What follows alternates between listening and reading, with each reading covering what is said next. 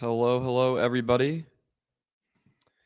Welcome to Tuesday's Community Conversations.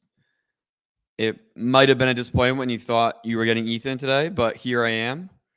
I'm filling in for tonight, and I'm looking forward to having everybody here.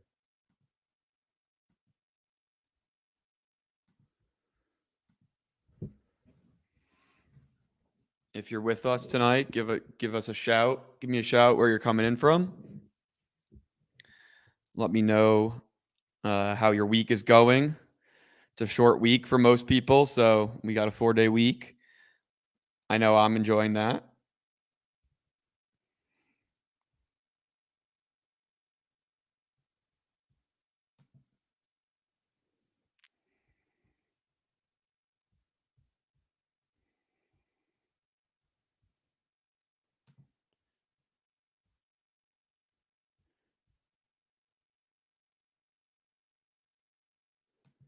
We'll get started in just a minute here.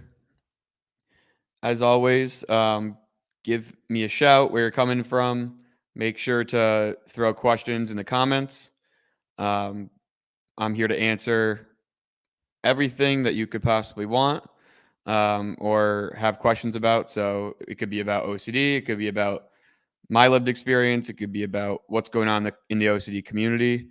It could be everything and anything. So please feel free to ask any questions.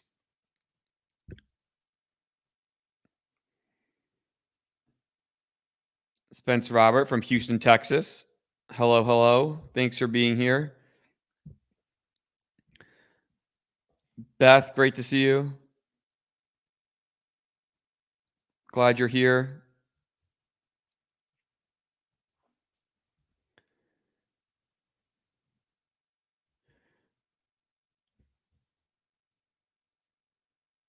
Sorry you're going through that, Beth. I think COVID definitely is something that is tough for a lot of individuals with individuals, period. And then you add the OCD on top of it, and I think it just gets that much more challenging.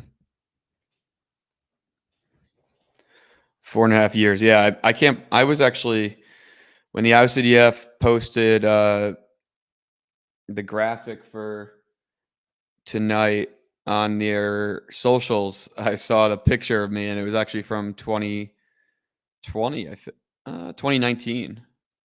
I was 21 years old, which is crazy. So if you see that picture of me, you have to make sure you tell me that, oh, you haven't aged a bit.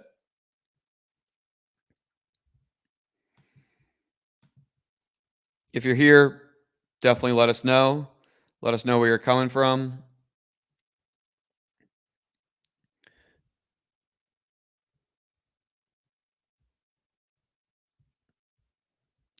Ask questions. I'm here to answer.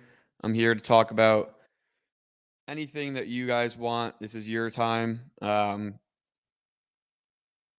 know I'm missing the conference. It's crazy. It's September. It's already been over a month since the conference, but I know I had big time post conference blues.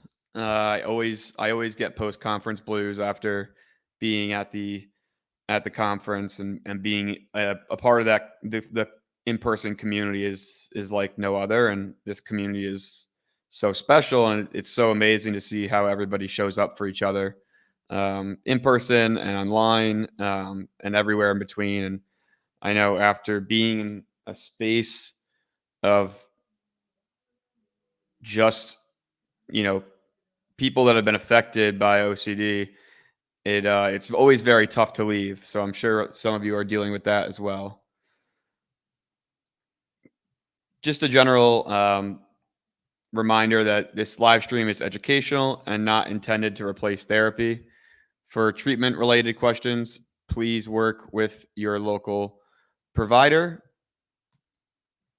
or contact a local clinician. You can use the IOCDF's online resource directory at iocdf.org/find-help to locate a trained clinician near you.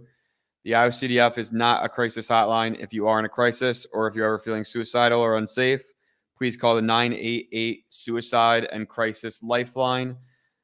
And by dialing 988, you can also access online at www.988lifeline.org or go to your local emergency room or call 911. We want to make sure we're creating a safe space and be kind and respectful to everyone. At the end of the day, we're all here to support one another. That's what this community is about. And just reminder that this is being broadcast on several social media platforms and is being recorded. So just make sure when you're sharing, you're being respectful and supportive.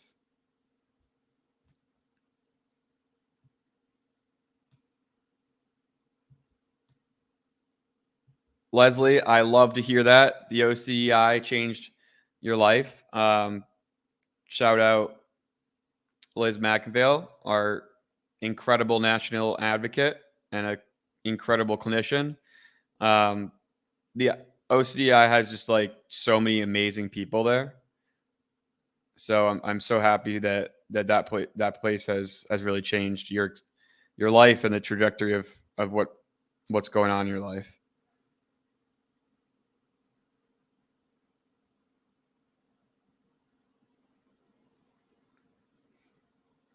Beth, I'm curious if you've tried ERP for the things you're going through and the intrusive thoughts you're dealing with in regards to COVID. I don't know what you've done so far and what you've been doing. OCD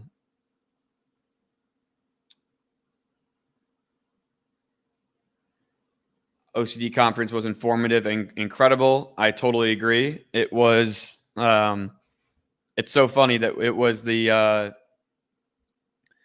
my 10th conference, 9th speaking at, and each year I go into it and I say, I don't know how this one could be better than the last one because the last one was so incredible. And every year it just surprises me and is so special in a different way and so memorable. And that's a testament to the IOCDF and, the people in our community. Jane, how are you? Cash, hi Tom, not Ethan. That is correct. I am filling in today. I know. I know people will definitely miss Ethan. I know he brings the comedy too, so I'll try my best here. Jane, you're from Washington. I was just in Seattle last week for work. I actually got out to Mount Rainier. I got to, go to Icicle Creek. Got to do some nature excursions. It's absolutely beautiful out there. I think I'd like to venture out more out west this year if I can.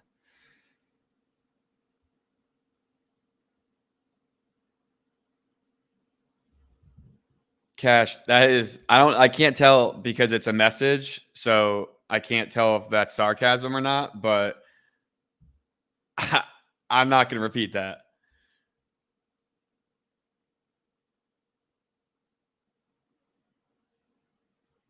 There were some people that got COVID from the conference. Yeah. I mean, it's, COVID's a thing now where it's like, it's just something that, you have to watch out for and be conscious of. And when you meet a lot of different people and you have a lot of different people in a big space, it's gonna, there's always that possibility, but just as like everything, with uncertainty in OCD, there's always those possibilities, but, we shouldn't let OCD take away those opportunities from us. Brooke, great to have you here. Miss you. Proud of you for seeking treatment and doing the hard things. We're thinking of you, and thanks for being such a good advocate.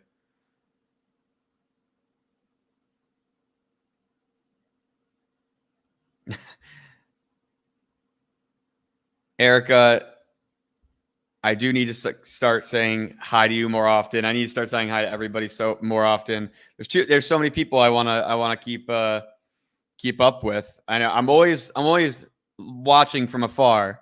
I uh, I try to keep up with all of you. Especially all of our incredible advocates. Um, I think that's what is always most inspiring to me is going to the conference and seeing so many different people advocating on so many different levels. It's so exciting. Jane, I'm so sorry for your loss. I can't even imagine how incredibly challenging that is to navigate. Loss is something that can really trigger OCD and really affect us in so many different ways. So I hope you're taking time to feel every emotion and grieve, however grief develops for you, and however you grieve. I want to make sure you're taking up that space, and our community is absolutely here for you.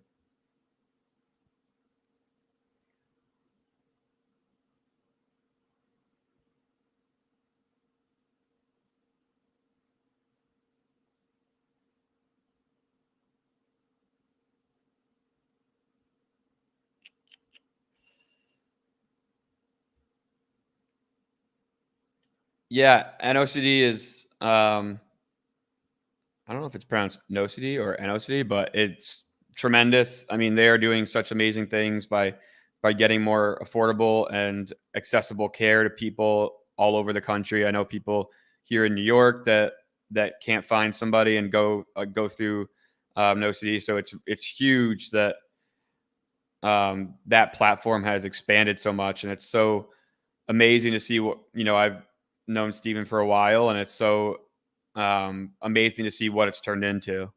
I know some really great clinicians that work for NOCD too.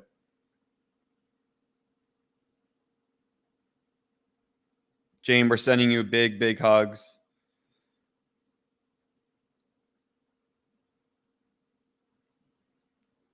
Matthew Bannister, I am so happy you are here. Um, a tremendous advocate, a tremendous person. I hope you are doing well. Feel free to ask questions. Tell me where you're at, where you're coming in from. I'm here until 8 p.m. to answer anything that you guys want. Isostasia, I hope you start feeling better. I'm so sorry you're in the hospital. We're all praying for you and thinking of you, OCD related or not. Um, feel better soon, and hope you recover soon.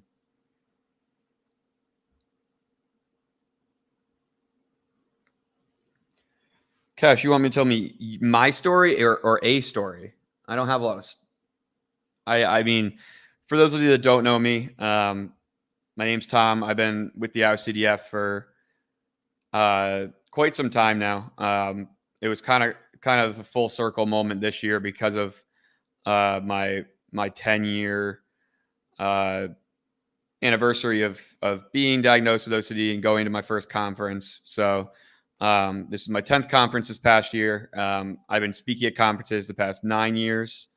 I was diagnosed when I was 16. Went into intensive treatment. Um, had to give up playing sports, and just absolutely like many people was just absolutely debilitated. I was having a lot of trouble leaving the house, missing chunks of school at a time, and it was really tough. And high school was a lot of that. It was a lot about OCD, and um, I went into treatment, and I struggled mainly with just right OCD, sexual and violent intrusive thoughts.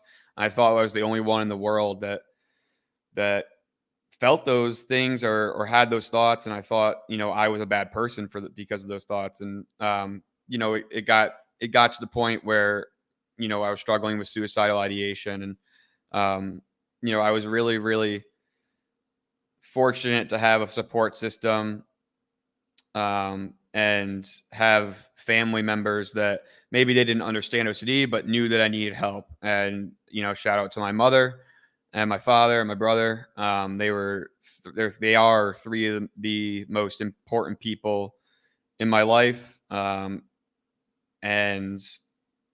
I'm forever indebted to them for help getting me the help I needed. And OCD was so taboo even 10 years ago. So um, that's kind of when I was diagnosed, and I did my first speaking event at Yale Child Study Center in Connecticut. I'm in New York now. I know someone asked that. I'm in near Saratoga Springs, New York. Um, I have been here for 7 years of my life. I've been here the past 3 years. I did my undergrad here in this area, and then left for a while. Did my master's degree in Massachusetts, and then came back to this area because I really fell in love with it. Fell in love with the people, and just felt it was the right place for me. So I've been here for the past 3 years. Um, when I was in a situation in college, that a lot of people in the community know about, where uh, I was on a national platform when I was working with a men's basketball team at a pretty high level institution when I was an undergrad student, and I was bullied and belittled by the coaching staff. Called things like the next school shooter. They'd take me in the office, tell me to take my crazy pills. Um, really stigmatized OCD. Would try to embarrass me in front of the team. Um, and those were people that I trusted. Um, and I got out of my 6 to 9 p.m. class, I'll never forget, and my phone was ringing and buzzing, and it was USA Today and Sports Illustrated, ESPN, CBS News, the Albany Times Union, and essentially, a story had gotten out about the abuse. And at that time I was 21 years old. Didn't expect, my platform of advocacy was growing, but I was definitely public about it, but I didn't expect that much attention. And at that time, I had a choice, and it was either, try to hide from what I deal with, and or also I could, do the thing that I wanted to do, which was create more awareness for OCD. And so that's what I did with the IOCDF's help, and use that national platform for good, and to try to break down that stigma of mental health and OCD. And then the rest is, and then 5 years later, here we are. I am diagnosed, Cash, with ADHD. Um, that was actually a really, really tough thing. I actually gave a talk about it at the conference today, the comorbidity. I uh, I wasn't diagnosed with ADHD until I was like 21, or 20 years old, because OCD kind of masked like some of the symptoms, and so that was really tough because I had a really, really tough time as a student, and a lot of it was uh was ADHD related and not OCD related. And it was tough to separate the two and know that I had ADHD. So that was definitely something that I struggled with. I don't think I learned how to be a student until I was like a junior or senior in college. Um, so it definitely, if anybody has any comorbid diagnoses, it's not easy. OCD is difficult as is, just alone, and so adding something else into the fold is really, really tough.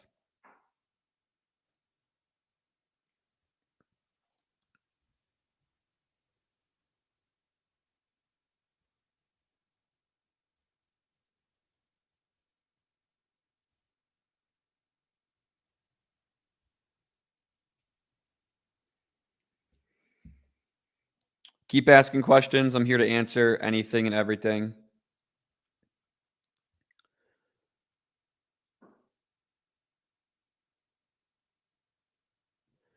Matthew, I'd love to join creative expression, but I don't know where my creative talent is or what it is. I don't know if I have any create. I mean, I'm creative. ish. Like I have a creative mind. I feel like when you have OCD, you have a creative mind. But I don't know if I like have any creative talents. Is that required for um, creative expression group? Because I definitely would be interested, but I don't know. I don't know what I bring to the table there. Um, those coaches were actually they were forcefully resigned, and I mean they landed on their feet, but um, it was a really really tough situation because I'm 21 years old at the time, and you know my undergrad wasn't a huge school, so everybody knows um, everybody knows everybody, and so I was like, I was being called a whistleblower, and it wasn't something that I wanted to share with anybody, and that story just broke and put me in that spotlight really, really suddenly. Yeah, Spence, I agree. The ADHD and OCD, it is interesting how they can exacerbate each other and mitigate each other. I think a really tricky thing was the medication aspect. I had to start taking stimulants, and certain stimulants were making my OCD worse. So I was like trying to I was almost like counteract all of these things that I was doing, and so the stimulants didn't make anything better because they made my anxiety worse. And then so you kind of have to work with your provider and your clinician, your doctor to find the right medication that works for you. And I did eventually, but that was something that was really really challenging.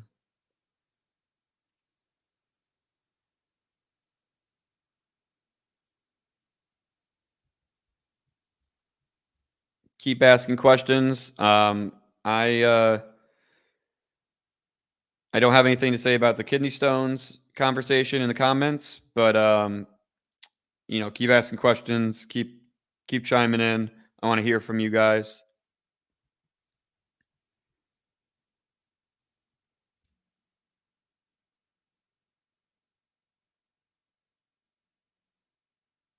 Stacy, good to see you here. I'm glad you're here. I hope you're doing well. Erica said everybody is creative.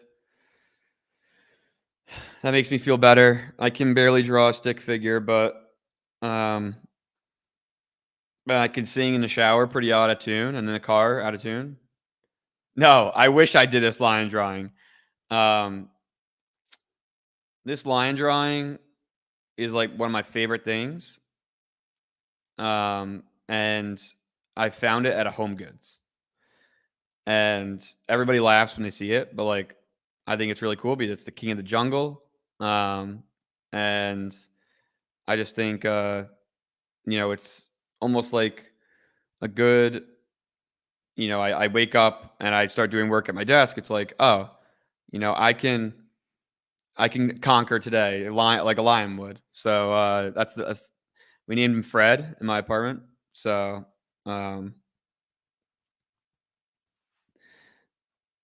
I'm gonna take that as a compliment. If I look artistic, I don't know if I look artistic. I don't. I mean, does artistic have a certain look? Um, but I appreciate you thinking that highly of me, Cash. That you thought I drew this. I mean, that's incredible. No specific topics tonight. Um, so community conversations is really for you guys. I'm here to answer. With 26 years of lived experience, I was diagnosed 10 years ago. Been with the IOCDF for 10 years, and been in the lead advocate role for 4 now. So, any way I can answer questions and help you guys, I am here.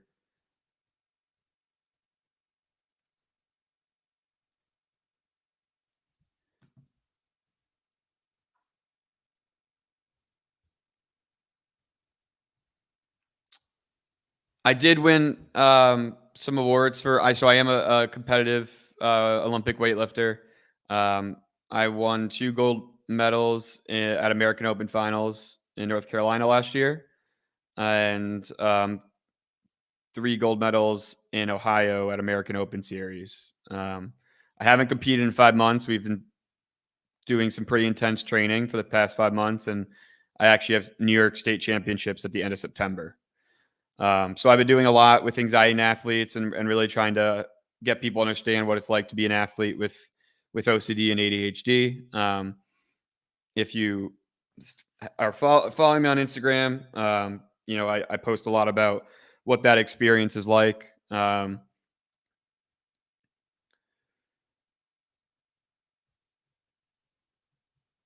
Jane, ruminating over the past mistakes. That's something that I think is human nature to think about past um, things that have happened, but when OCD does it, it becomes debilitating. And so um, I think for me, with rumination on past mistakes, I've really leaned into mindfulness and ACT, so like acceptance commitment therapy, um, where it's just kind of accepting the thought and the feeling, and kind of what Katie O'Dunn says, like, run to your values, like um, where are your values, and is that thought getting you any closer to your values and what you care about? And if it is, great. If it's not, then it's probably OCD.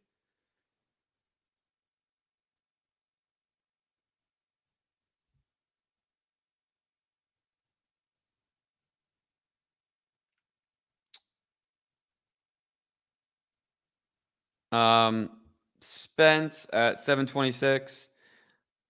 Let's see.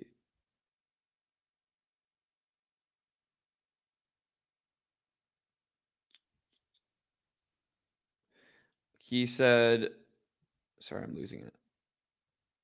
Oh, wow. Amanda's so good on the back end.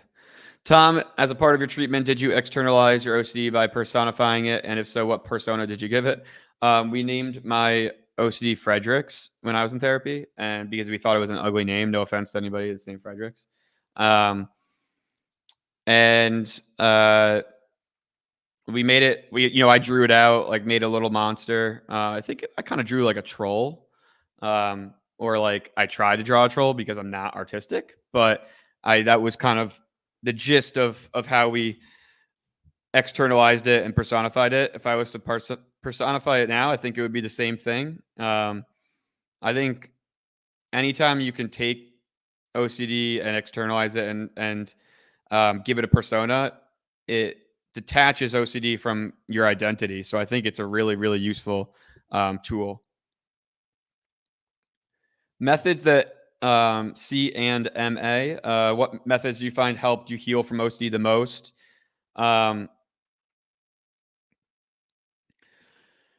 ERP. I mean, I'm not gonna sit here and say, all these different methods help me. It was the gold standard of exposure response prevention. ERP and then the combination of medication really helped me. I take Prozac, so I've taken SSRIs. But the combination of the two definitely really was what saved my life. And really, the ERP should be first. In my eyes, like, the medication helps alleviate some anxiety, but it's not stopping OCD. We need to learn those coping mechanisms and how to fight OCD in the way we're supposed to. And so, as scary as ERP can be, it is absolutely a game changer in treatment. Cash. So I will challenge you on this. OCD can help in those sports. Are you scared of getting well? It's an interesting thought. So in anxiety in athletes and in my business, mental performance coach, I have my own business. And I work with a lot of athletes with OCD. That's actually a very, very common misconception about OCD, that it can help, because people think, oh, it means you're going to put in that extra work over and over and over again. And the reality is, when you start doing things for OCD, those aren't actually good reps or good time put in. It's anxiety provoked time where your sympathetic nervous system is and cortisol levels are up, and it's not actually retaining any transfer of skill. And so by allowing ourselves to think OCD can help, we end up actually falling into the trap of perfectionism, and that's when you see that slippery slope of, oh, we're gonna, spend. I'm not gonna leave the court I'm not gonna leave the court until I make 500 shots, and then that turns into 1,000. And yeah, you might be getting extra shots in, but those are mindless reps, and it ends up actually when you get off the court, you're still anxious and still feel like you need to be on the court or whatever sport you're playing, right? And so a big misconception has always been that OCD is helpful for athletes, and the reality is it really isn't. It really takes people out of it.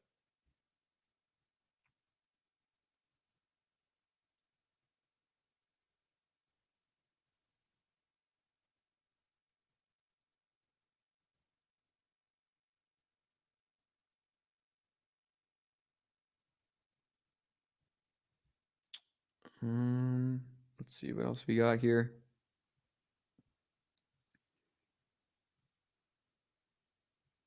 I agree. OCD does suck. Brooks said it best. Um, but it is treatable 100%. And that's definitely the messaging we want as advocates to tell you, like, you don't just have to survive with OCD. You can live a really, really fulfilled life and do all the things you never thought you could do. Um, you don't have to let OCD stop that.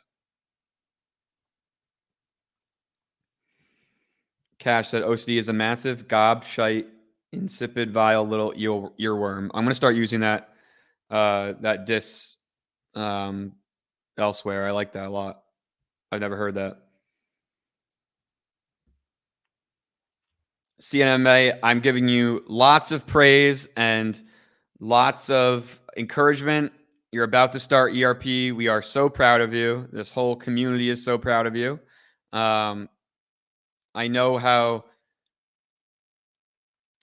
I know how challenging and scary and daunting it sounds, but take it day by day and really, really lean into that uncertainty and trust your clinician and understand that what you're doing is going to give you so much time back and so much life back.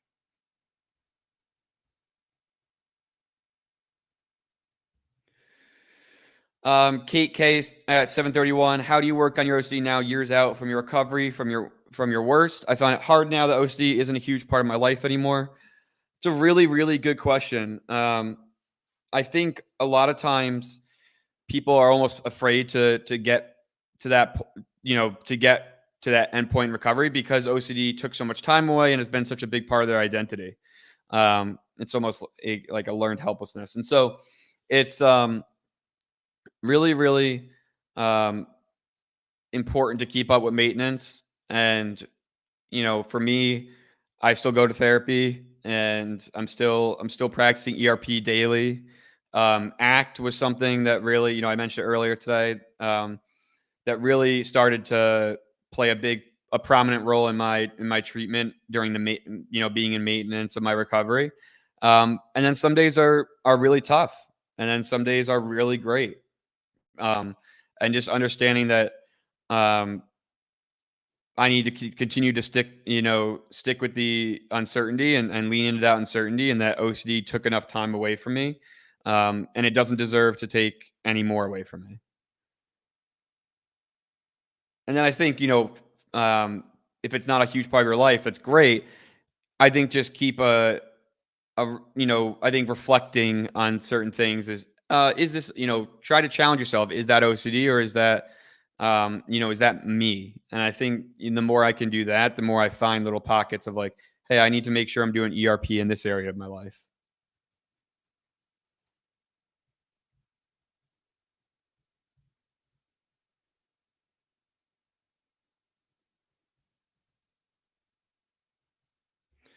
Eric, I'm so sorry you're feeling that and going through that.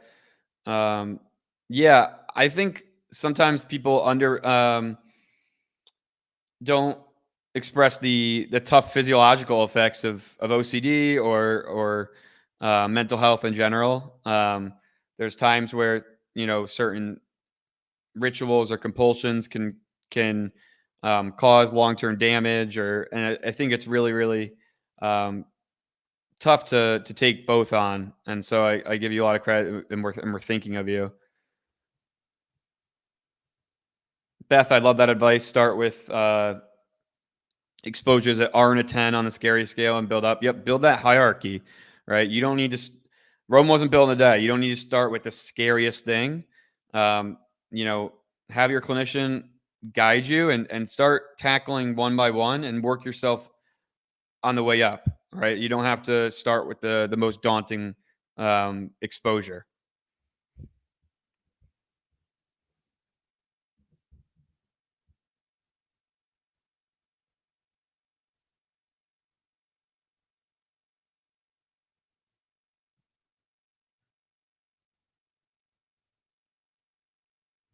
Yep, definitely don't. Beth is giving great advice tonight. Don't beat yourself up when you fall back. Just keep going.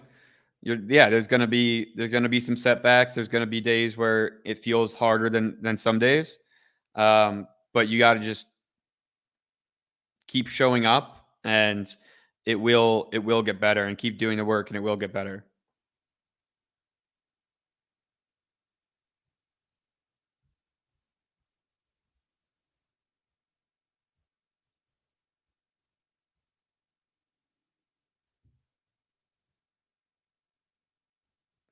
Leslie at 7:35 in my last therapy session, the counselor told me he did not want to approach the ERP concept because he thought I would give in to my thoughts. All this time, I thought he understood OCD, and now I'm afraid of hurting his feelings by finding another therapist. Crazy. Just another. Oh no, therapist shop. ERP is the gold standard. Um, I went to 3 therapists before I found treatment, and they all said they treated OCD and they never did ERP with me, and I kept getting worse. Go seek ERP. Use our directory at the IOCDF. Um, I'm not saying he's a bad clinician, but ERP is super vital to um, treatment and recovery in OCD, and I encourage you to one. He's getting paid regardless by other clients. Like, it's kind of just is what it is, right? This is your life, and you deserve to find a connection with a therapist that you feel confident knows what he's doing or he or she is doing, and um, that you feel comfortable with the plan that they've set for you. And so you want to have confidence in your recovery. And if that therapist isn't giving that to you, by all means, you should find another therapist. Not every therapist is going to be a good fit.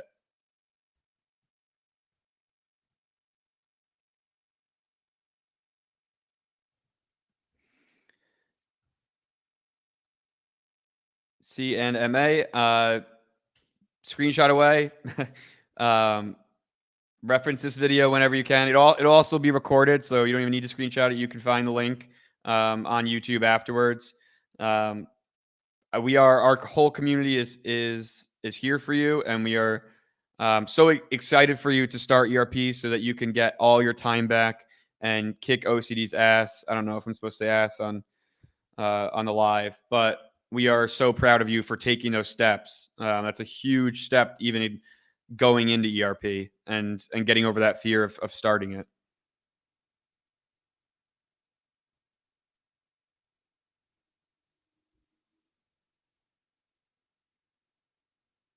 Cash, I definitely hear you on that. Um, OCD definitely evolves, right? It jumps from thing to thing, and it gets to know you really well, right? And so almost like I've found that like my OCD has become like more and more realistic and like attack certain things that um, I didn't think it would ever attack, and so kind of just it almost is tougher to decipher because you're like, is that an OCD thought or is that a normal thought?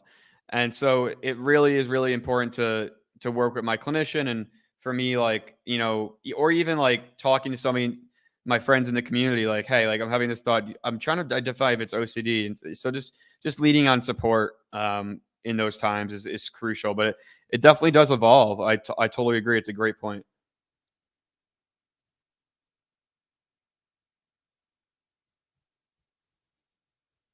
Cash, the best place to start is the beginning. And the hardest part about therapy is starting. The hardest part about anything is getting started. But once you get started, it's going to be so worth it. I promise you.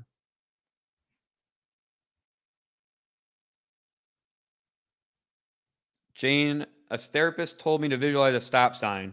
Obviously made my OCD worse. I'm going to turn the light on. Hang on.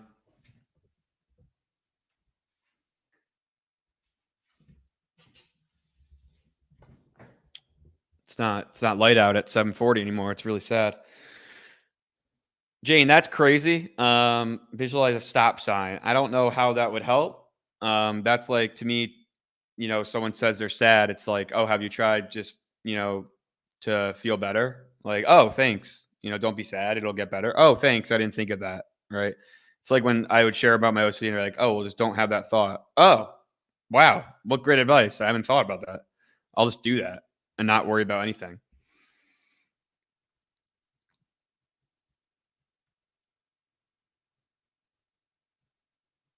Beth, I love the words of encouragement. I love what you said. It's not going to be easy, but don't compare yourself to others. This is your journey. Um, that's so important in recovery. Your timeline is your timeline, and it's nobody else's. Run your own race.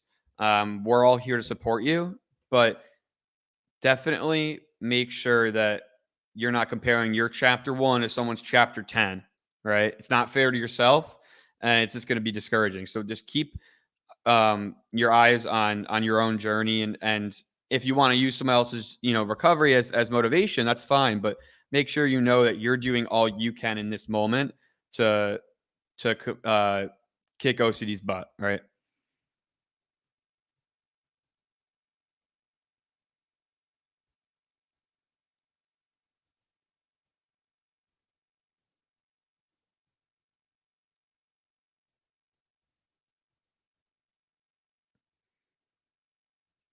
I love that motivation, CNMA, getting my life back for the sake of you and your family.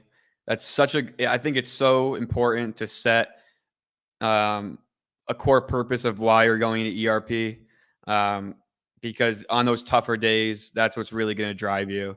Um, I know I wrote stuff down and would put it on my mirror and or on my wall in my on my bulletin board in my room, and those are times where I really needed to visually see, hey, you want this, you have to push past OCD.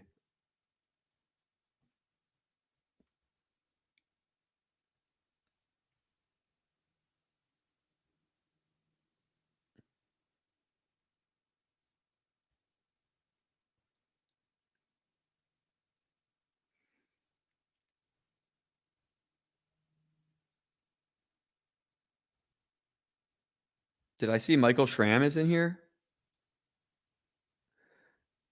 Michael, you better say something. I miss Michael Schramm. I hope you're doing well, my friend. I can't believe I only see some of you guys once a year. It's crazy. And then I have to wait till the next year.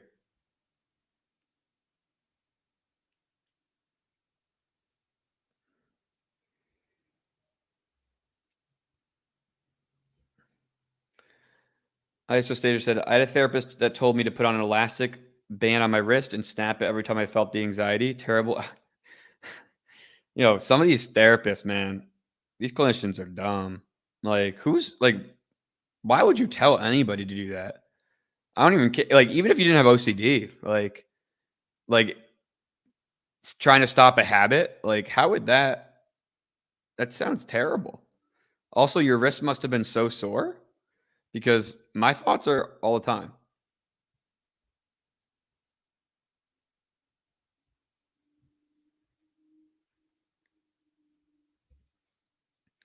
Yeah, Beth, I agree. My wrist would be so sore. Like that just makes no sense. Make sure when you guys are finding a clinician, or you're, thinking about doing therapy for OCD, make sure that you know that um, seek out education. Visit our website, understand what ERP is to an extent before you start, um, because that'll lead you into understanding like, oh, this therapist doesn't know about ERP, or this therapist knows what they're doing. I think that was really crucial. Hindsight. Um, I wish I knew what ERP was, and I'm really lucky that my mom found me treatment, but we definitely went through some treatment providers that didn't actually treat OCD.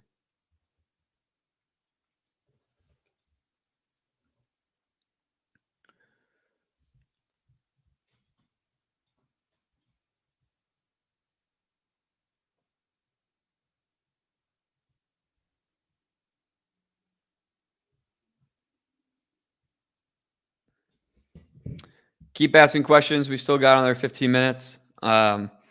Here to support you however I can, and I hope everybody's having a good week. Tomorrow's Wednesday, hump day, so um, we're almost halfway through the week.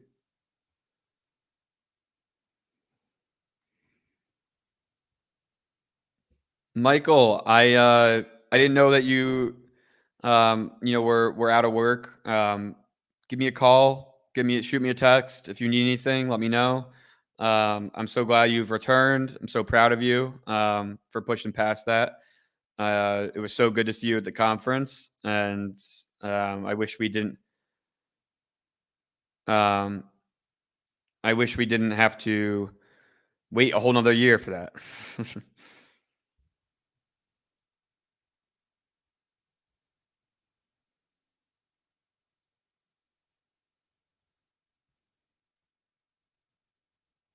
CNMA. Little bit about what ERP looks like or how clinicians usually teach it to clients. I am not a clinician, but obviously I've been doing ERP for um, 10 years now. So, how it looked for me was, we talk about what the intrusive thoughts I'm having are, and we make a hierarchy on and address them in exposure. So, addressing the negative thought and resisting the compulsion, and doing exposure to trigger that anxiety response, and learn how to over time how to break that OCD cycle and that anxiety cycle.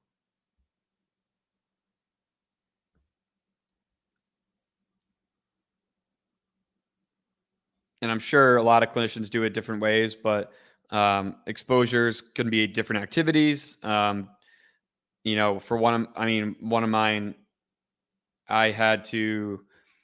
Um, I was always afraid of typing while having thoughts because I thought they would come true. So I had to say my thoughts out loud and type them, and then send it to people. Um, and so that was really, really like I had to send it to my therapist, and like send it to my family and stuff. And so like um, that was a higher end exposure that I had to do.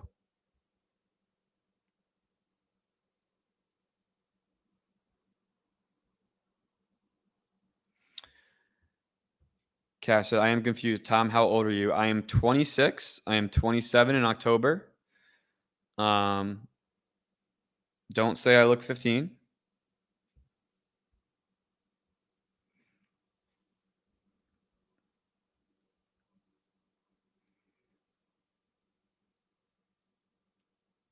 There are a lot of snake oil sellers in the mental health field, but there are also a lot of good clinicians. So definitely make sure to check out our directory. I can't say that enough. Um, so just make sure that you're uh, you're getting the right help and that you're using those resources. I love Michael and Matt making a time for a call in the chat. I mean, that's just incredible. Like that's our community in a nutshell. Like just the best people I'll ever know. Beth, thank you for calling me young. I'm going through that phase where it's like, oh my gosh, I'm turning 27. Like, am I supposed to have my life together? I don't know. Friends are getting married. I'm not. Kate K, how do you deal with 10 minutes for this question is going to be tough. It's a really, really, really loaded question. It's tough. OCD and dating is probably one of the toughest things that I've ever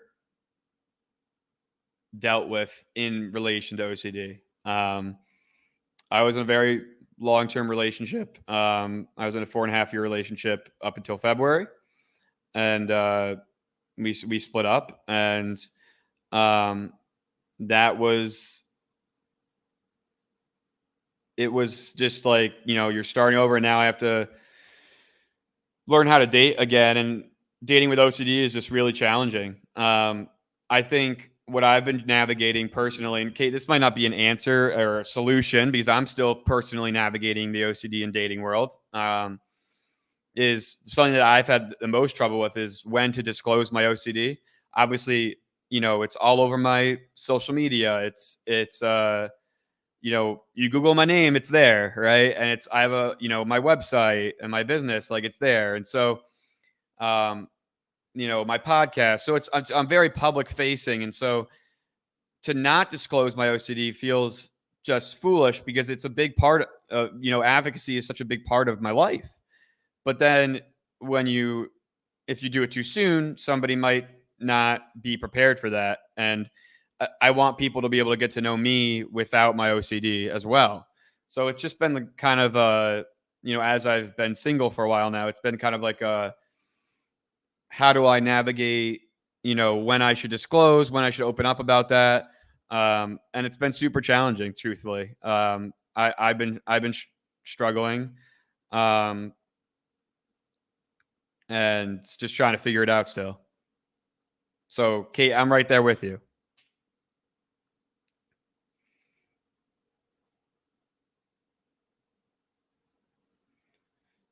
Yeah, no, I mean, having your life together is definitely. I mean, I don't know what people consider having your life together is. I mean, like, I think we all have different paths of life, and um, you know, where I came from, I was definitely outside the norm. Like, I was from, Fairfield County, and a lot of people were going to 4 years. I went to a 4-year school, but we didn't think that was going to be a thing. And so where I'm from, it was like be a really good student, graduate, go to 4-year school, be a lawyer, doctor, or work in finance, and like that was kind of it. And like that's like I think what has been kind of the societal having your life together. Like, you have a family, you're married, and you have all those things. And like for me, I don't have those things. And but what I do have is a big heart to a lot of love to give to people in my relationships, my friendships.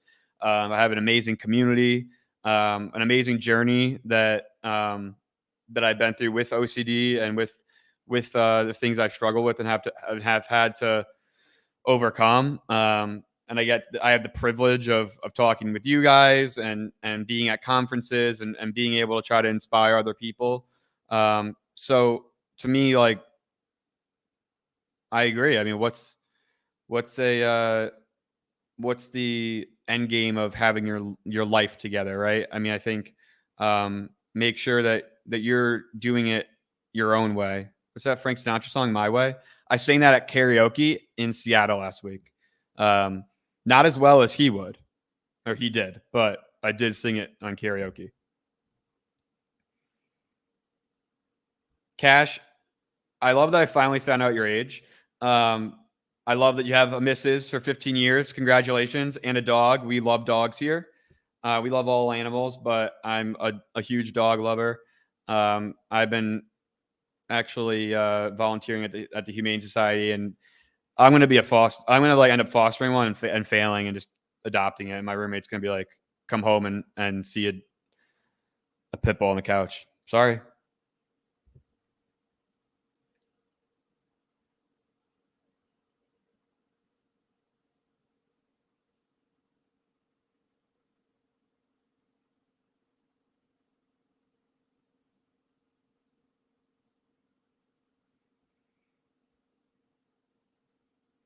I love all the camaraderie in the comments. I'm just reading it. I also have a really tough time reading and and not talking at the same time. Grace, so good to see you. I'm glad you're here. Michigan. I'm actually going to be in Ohio in February competing in Columbus. Go Blue is right. Brooke, thank you for being here. We're all in your corner. Phyllis, I love that story. I love that for you so much, and I love that you've been with your spouse for 26 years. Kudos to you both. I love that. That's amazing.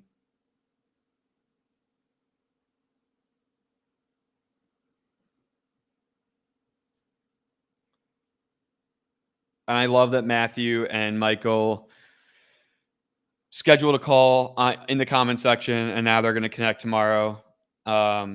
Low key, kind of jealous, but yeah, no, it's fun. It's cool. No, I'm really happy you guys were able to connect, and we're here to support you.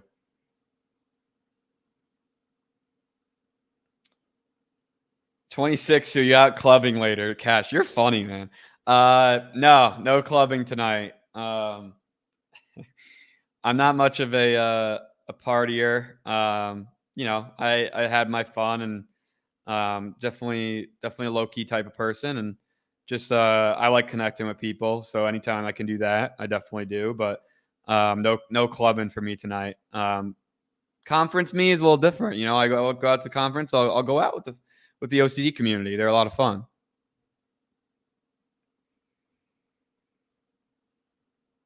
Zachary, how do you keep OCD from ruining your fitness goals? I lost 44 pounds, and the drive for perfection is so hard. Zachary, one, that is literally tremendous. Congratulations. And two, I think so. There's a difference between, and this is something I explain to my athletes a ton, is there's a difference between a drive for perfection and the pursuit of excellence, right? And so the pursuit of excellence is enjoying that process and not being so focused on the outcome. And so when you start becoming outcome focused, that's when that perfectionism hits, and any outcome that you have isn't going to be too exciting for you, because you're going to be looking on to the next outcome. So I would suggest really thinking about some process goals and some performance goals and short-term goals, and try to be more in the moment of enjoying, and just kind of remind yourself why you're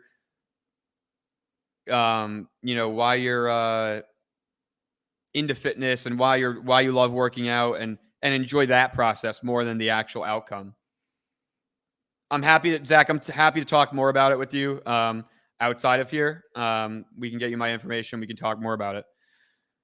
Spence, Saratoga Springs, such a nice place for fall weather and foliage. Oh gosh, I can't wait. The only problem is that September and October are beautiful, but then by mid-November, it's just winter for 6 months until April. So that's pretty tough. But those 8 weeks of fall, amazing.